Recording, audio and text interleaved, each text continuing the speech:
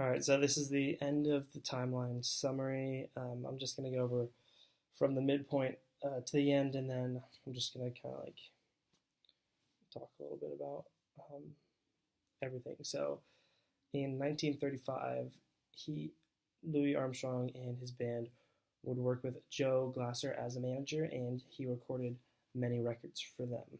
A few years after that, he became the first black African American to host a sponsored national radio broadcast, and I mean that's a very very cool accomplishment.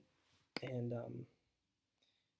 he marries his third wife a year later, and in 1939 World War II starts, and so there's kind of like a decent gap for about 3 or 4 years. Moving on, 1943 divorces wife, marries another. They moved to Queens. In 1945, Louis formed a six-piece group called the All-Star Members, or the All-Stars Members, which included Bob Agert, Trumma Young, Billy Kyle, Earl Hines, and many more. And the group continued on even after Louis wasn't in it. So then there's a very big significant gap,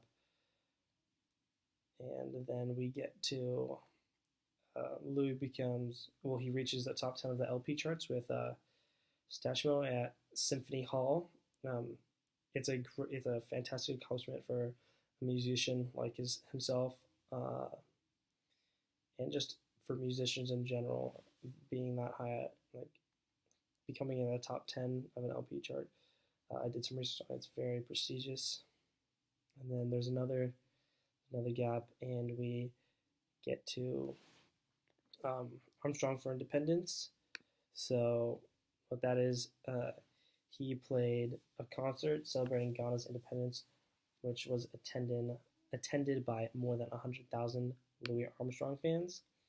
And that was in 1956, and then in 1957, while on tour in Europe and South Africa, he speaks out against racial discrimination and publicly condemned the violence that swept Little Rock over school integration. So I feel like him doing that really showed a lot of power and strength, because he had to stand up and talk in front of a bunch of people about a subject he really cares about, and he really just wanted to make a difference. And in 1959, he suffered a heart attack and was hospitalized briefly.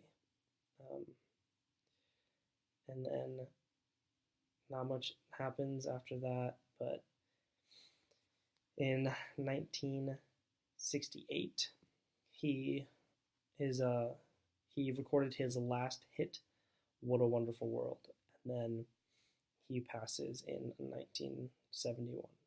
So I think that just overall, he's like a fantastic human. He really cared about jazz and everything that he did. He really he made many huge contributions, not only in the world but also the musical realm.